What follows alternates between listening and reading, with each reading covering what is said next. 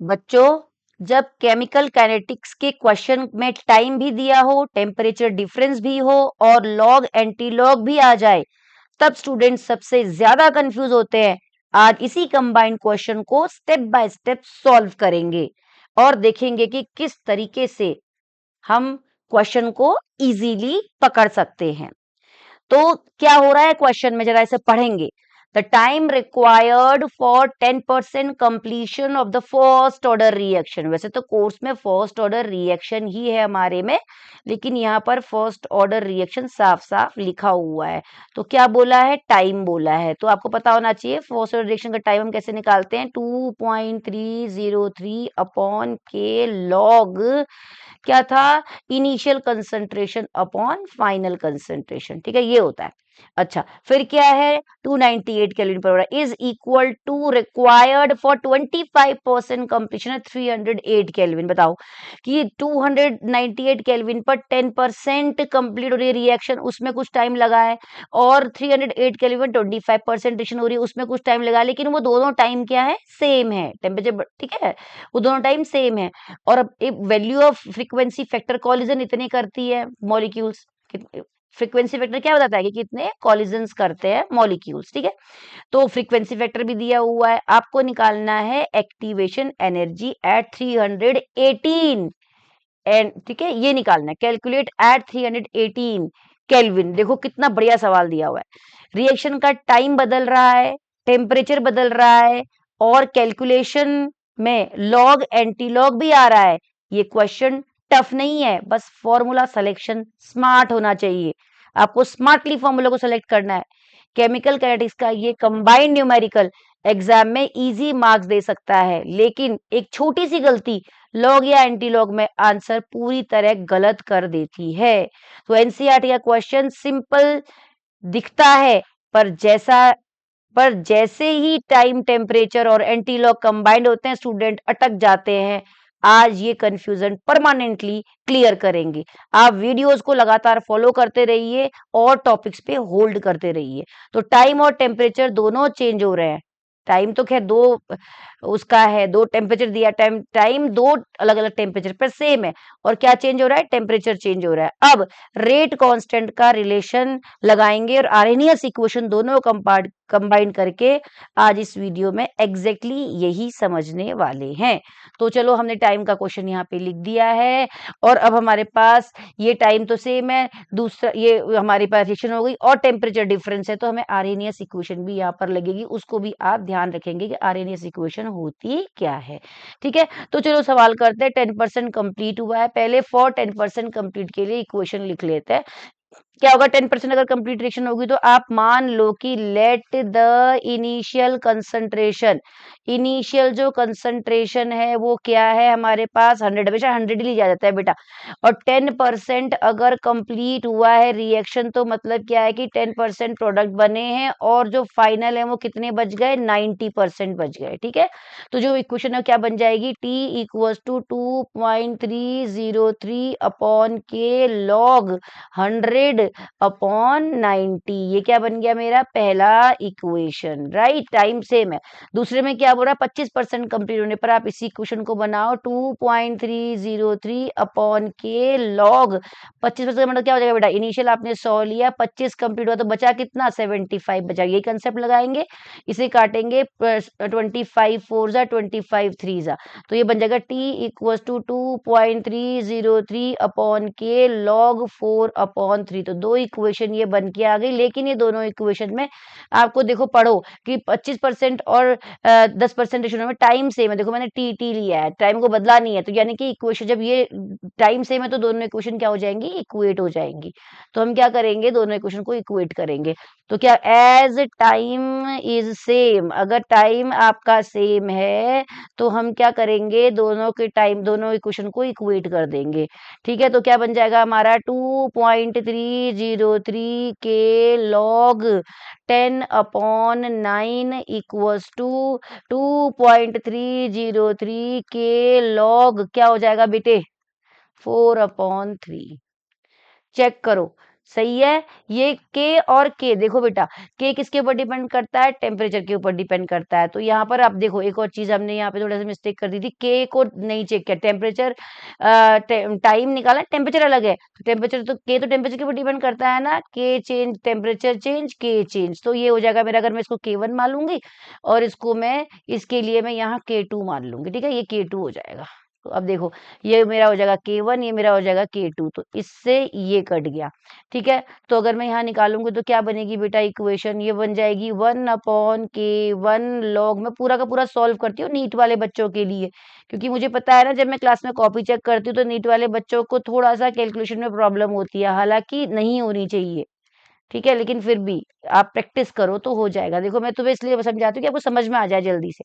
अब देखो, अब आप के टू को यहाँ ले जाओगे तो क्या बन जाएगा, K2/K1, ये बन जाएगा ना बेटा। आप लॉग को इधर लेके आओ तो क्या बन जाएगा, लॉग 4/3 अपॉन लॉग 10/9। कोई कंफ्यूजन हो तो बताओ, देखो इक्वल है, ये इधर ले जाओगे यहाँ आ जाएगा, ये पूरा नीचे आ जाएगा, है ना बेटा। तो K2/K1 की वैल्यू K2/K1, अब आप क्या करेंगे, लॉग देखेंगे, लॉग 4/3 को अगर आप सॉल्व करेंगे तो डिवाइड करेंगे तो आपको पता है 3 को 4 से डिवाइड करने पर कितना, 3 से 4 को डिवाइड करने पर 1.333 आएगा, ठीक है। और 9 से 10 को डिवाइड करने पर आपको 1.111 आएगा। अब हमें लॉग सॉल्व करना है बेटा, तो अब आपको लॉगरिथम आना चाहिए, तो शायद मैंने आगे टेबल लगा रखी है लॉग की, देखो ये लॉग टेबल है, तो हम आपको वहाँ वैल्यू दी रहेगी, अगर नहीं दी रहेगी, टेबल दिया तो टेबल भी कैसे यूज करते हैं आप समझो, वैसे तो दिया रहता है वहां पर, जब कंपटीशन में आप जाते हो तो लॉग दिया रहता है, वैल्यू दी रहती है, पर वो आपको कैसे यूज करनी है वो देखना है। देखो अब हम क्या करेंगे, हमें क्या करना है 1.3, अब आप ये बात समझो कि जो लॉग की वैल्यू होती है ना, लॉग को हमेशा यहाँ लिख लो बेटा, लॉग को हमेशा आप 0 से 1 के बीच में लिखते हो, मतलब 0 पॉइंट समथिंग ऐसे लिखोगे, ठीक है, हमेशा ऐसे लिखोगे। तो हमें क्या देखना होता है, लॉग की वैल्यू को कैरेक्टरिस्टिक वैल्यू देखनी होती है और मेंटिसा देखना होता है, और मेंटिसा क्या होता है, हमेशा पॉइंट्स में आता है, बहुत कम वैल्यू के लिए हम इसको यूज करते हैं। अभी मैं लॉग लेना है 1.333 का, तो हम क्या करेंगे यहाँ पर, लॉग 1.33 के लिए एक और क्या बोला है मैंने, एंटी लॉग कहाँ लिखते हैं, 1 और 10 के बीच में, और लॉग कहाँ लिखते हैं, 0 से 1 के बीच में, ठीक है।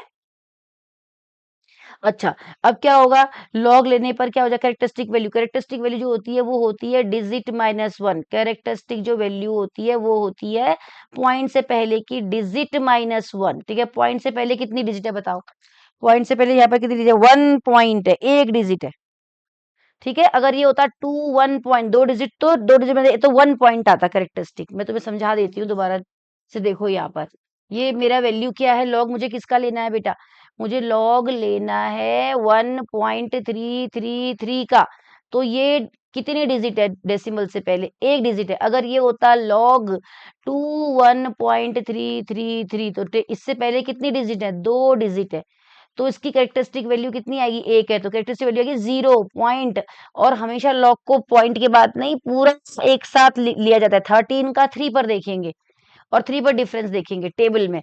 ऐसे ही देखो पॉइंट, यहाँ पॉइंट था, पॉइंट से पहले दो डिजिट है, तो डिजिट -1, कितनी डिजिट है, दो डिजिट है, तो दो डिजिट में से एक माइनस करो कितना बचा, 1, तो इसकी कैरेक्टरिस्टिक वैल्यू 1 आएगी। फिर हम देखेंगे 21 का 3 पर, देखो टेबल में जाओ, यहाँ पर क्या है हमारे पास, कैरेक्टरिस्टिक आ गई 0, क्योंकि डेसिमल से पहले एक डिजिट थी, तो डिजिट -1 होता है इसका फॉर्मूला, ठीक है।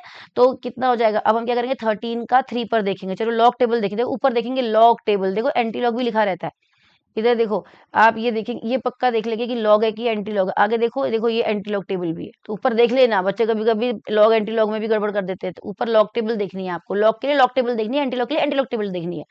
चलो आओ, यहाँ पर क्या था हमारे पास, यहाँ पर क्या है, हमें कितना देखना है, चेक करो बेटा, 13 का 3 पर देखना है, चेक करो 13 कहाँ है, ये रहा, 13 का 3 पर पहला 0, 1 2 3, कितना आया 1239, चलो 1239 यहाँ पे लिख लो, 1 1 2 3 9। अब हमें ये नहीं करना है, 13 का 3 पर हो गया, 3 पर डिफरेंस देखना है, चेक करो 3 पर डिफरेंस, इसी लाइन में जाओ, ये डिफरेंस का टेबल है, देखो मीन डिफरेंस, ये डिफरेंस का टेबल है बेटा, 3 पर देखना है, ये देखो 1 पर 3 है, 1 पर 3 है, 2 पर 6 है और 3 पर 10 है, तो इसमें जाके 10 जोड़ दो, डिफरेंस को जोड़ देते हैं। 9421 जो मैं तुम्हें यहाँ बता रही हूँ, इसको आप नहीं समझ में आया तो आप एक बार और दोबारा से वीडियो को रिवर्ट करके देख लेना। मैंने क्या बोला, दोबारा बताती हूँ।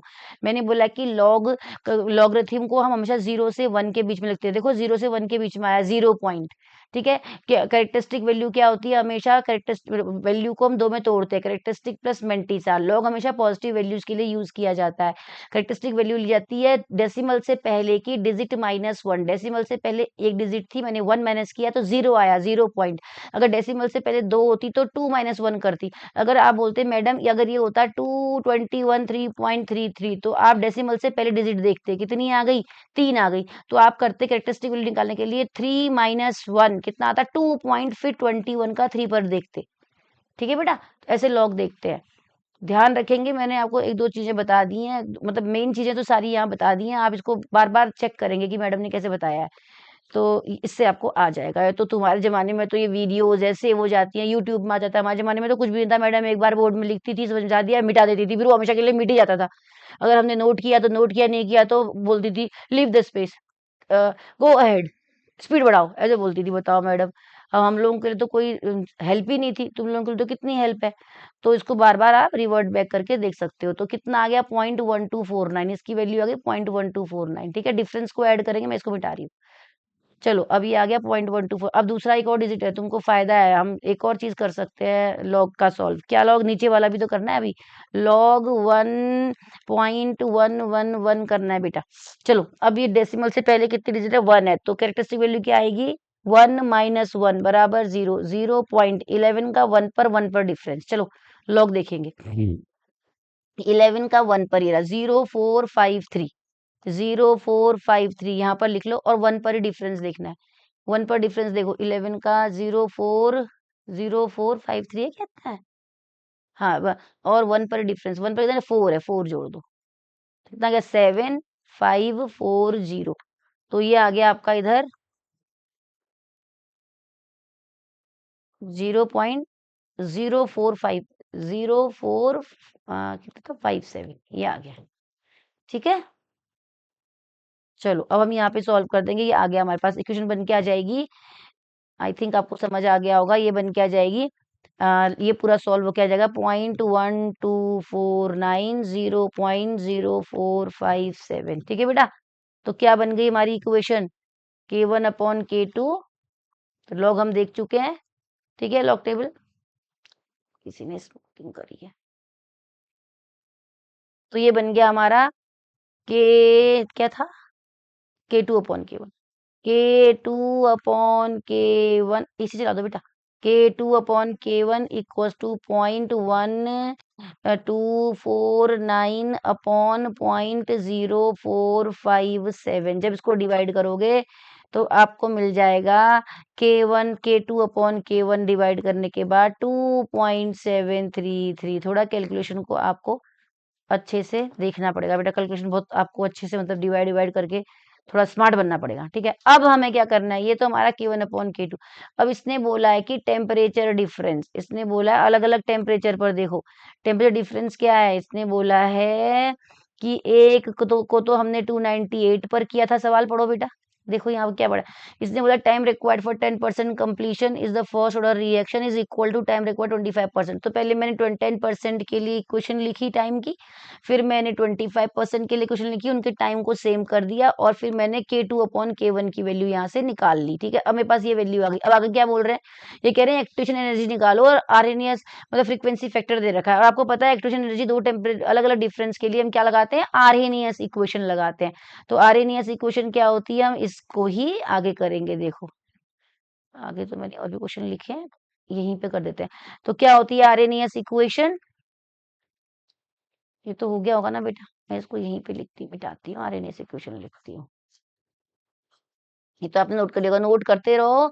साथ साथ बेटा जितनी बार आप प्रैक्टिस कर सकते हो ना क्वेश्चंस की, उतनी बार प्रैक्टिस करो, बार बार लिखो, बार बार। एक्चुअली अब आप बोलोगे बार बार लिखने से क्या होता है बेटा, हम जो पहले लैंग्वेज जो बच्चे यूज करते हैं ना, जो क्लास में लड़के यूज करते, लड़कियां तो रट्टू होती हैं और वो तो रटती हैं और वो तो रट के पास ऐसा कुछ नहीं होता है। ये तो सिर्फ एक दूसरे को कटाक्ष करने वाली बात होती है।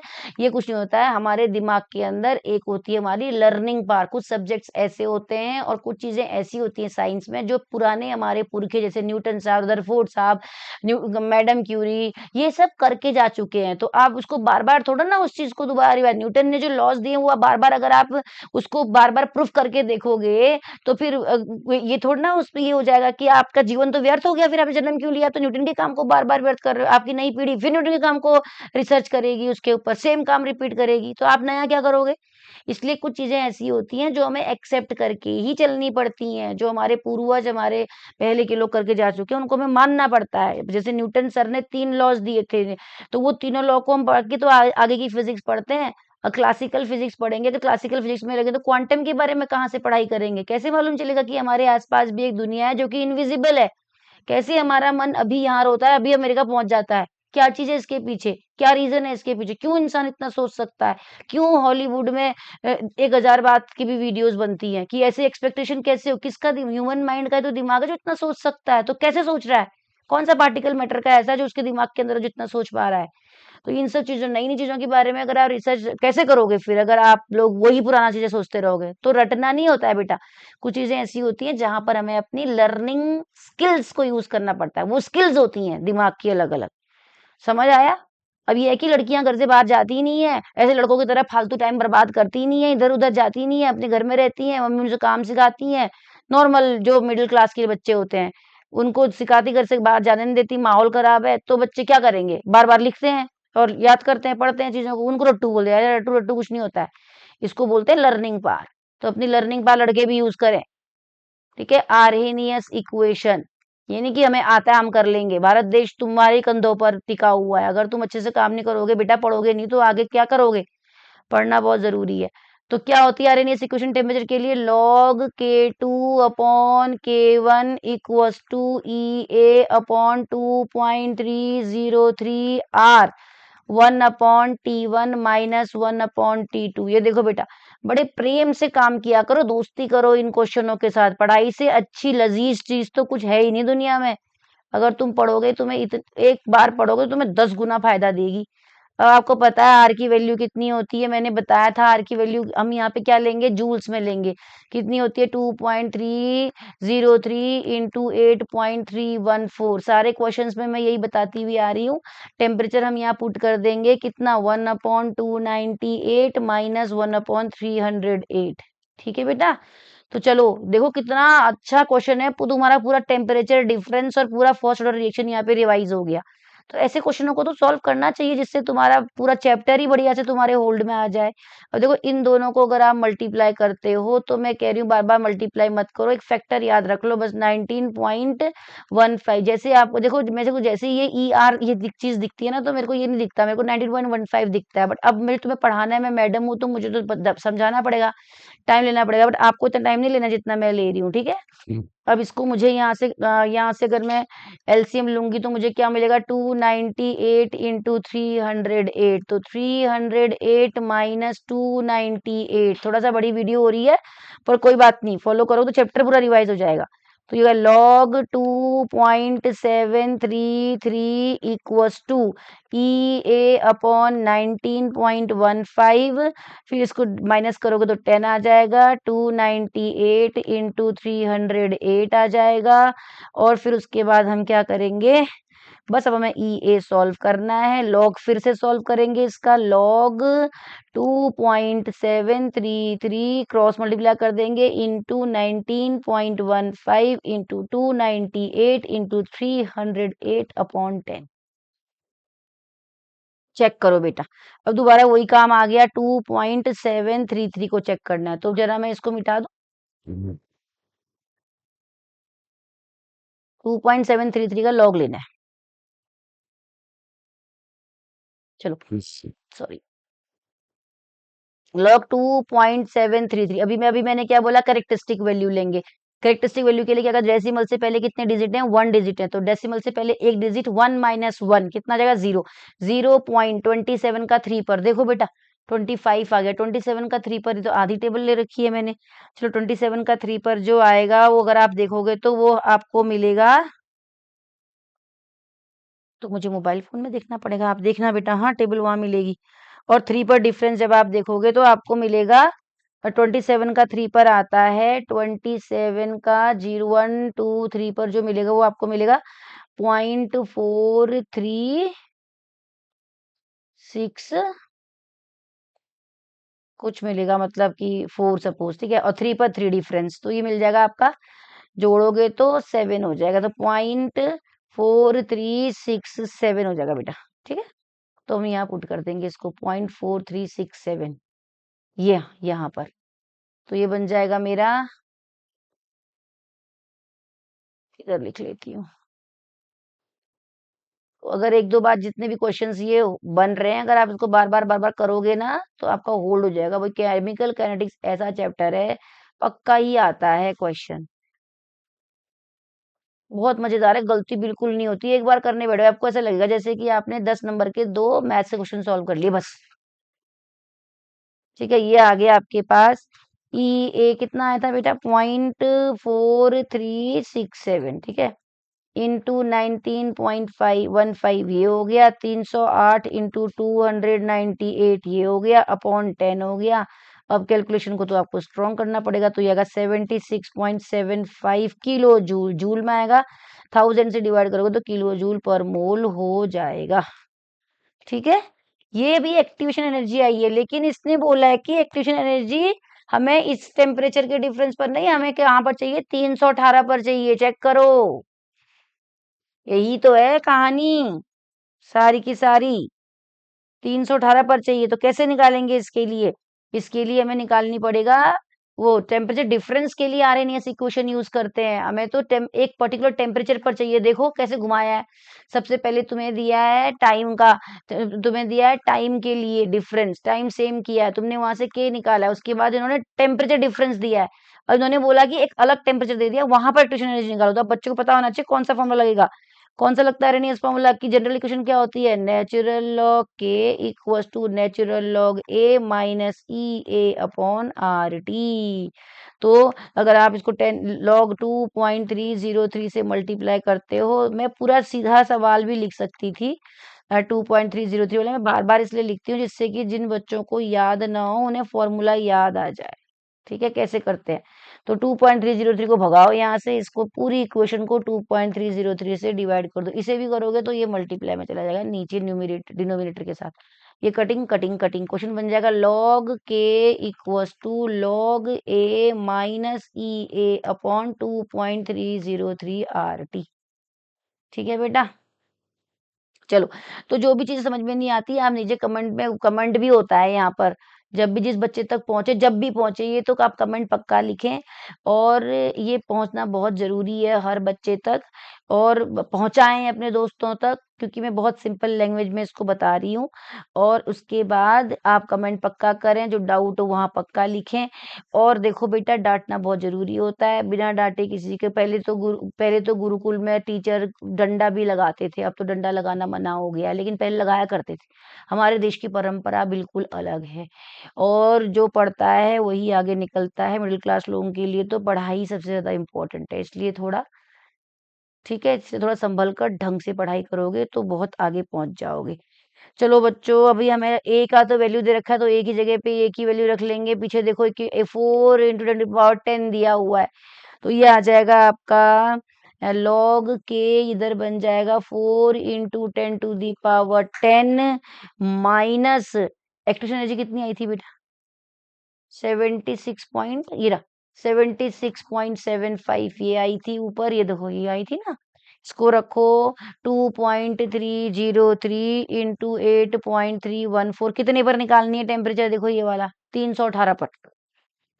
ठीक है, तो अब आपने इन दोनों को तो 19.15 मिल जाएगा, लॉग के आपको निकालना है, और आप ये भी तो लॉग ही था, हाँ लॉग था, तो ये हो जाएगा log 4 प्लस 10 log 4 आता है ना सॉल्व करना।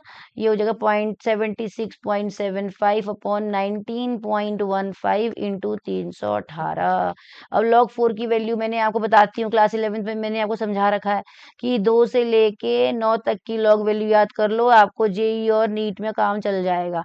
जो एक्स्ट्रा कुछ एडिशनल एडवांस में होगा तो वहां पे आएगा, आप वहां कर सकते हो, सीख लो। लेकिन जेई और नीट के मेंस में ऐसा कोई मुश्किल टफ क्वेश्चन नहीं आता है, बट वहां से अगर आप वैल्यू याद कर लेते हो तो हो जाता है। तो 2 की वैल्यू का डबल क्या होता है, log 4 की वैल्यू होती है। तो ये हो जाएगा 0.6 10 और log नहीं क्या होगा 10 log 4, हाँ 10 log 4 होगा, 10 log 10 है, 10 log 10, 10 log sorry 10 log 10। log 10 की वैल्यू 1 होती है, 10 इंटू 1 10 हो जाएगा बेटे। -76.75 19.15 इंटू 318। चेक करो चेक करो चेक करो, फटाफट चेक करो। ठीक है, अपनी कॉपी में अब देखो। उसके बाद अब आप इसको सॉल्व करो, सॉल्व करोगे तो मिल जाएगा 10.6 आपको ये मिलेगा। और जब आप इसको सॉल्व करोगे 76.75, ये किलो जूल में था, इसको जूल में कर लो 1000 करके, क्योंकि आप बताऊं, क्योंकि आपने इसके अंदर ये देखो ये जूल में यूज कर रखा है। यहाँ था ये जो है ना, यहाँ पर 1000 से मल्टीप्लाई कर दो बेटा, मैं यहाँ रेड से कर देती हूँ जहाँ मिस्टेक दिख जाएगा तुमको, ये देखो, क्योंकि ये 8.314 जूल में है, ठीक है, तो मैं 1000 से मल्टीप्लाई कर दूँ। चलो अब ये हो जाएगा हमारे पास, ये आ गया हमारा 19.15 इंटू 318। जब आप इसको सॉल्व करोगे तो आपको log के मिलेगा 9.93 10⁻³ अब आप log के नहीं के मिलेगा। अब आप बोलोगे मैडम log के आपने सॉल्व कैसे किया, चलो मैं आपको ये बताती हूँ। क्लास में तो बेटा इतना बताया जाता है कि log मैंने तुम्हें सिखा रखा है, इतना सॉल्व कर लेना, कहानी खत्म। बट ऐसा नहीं ना, यहाँ तो मुझे सब समझाना पड़ेगा, क्योंकि मैंने वादा किया है, जो वादा किया है वो निभाना पड़ेगा। चलो वादा निभाते हैं। ठीक है, अब हमारे पास क्या आया चेक करो। हम जब इसको सॉल्व करेंगे तो ये तो हमारा आंसर है, ठीक है। अब हमें आपको लॉग सिखाना है, तो कैसे आएगा चलो चेक करते हैं। इसको पहले ऊपर लगा देते हैं कहीं, चलो। अच्छा, कहाँ लिखें, यहाँ लिखते हैं, तो एंटी लॉग की टेबल है, कोई बात नहीं, इसके बगल में लिख लेते हैं, चलो आओ।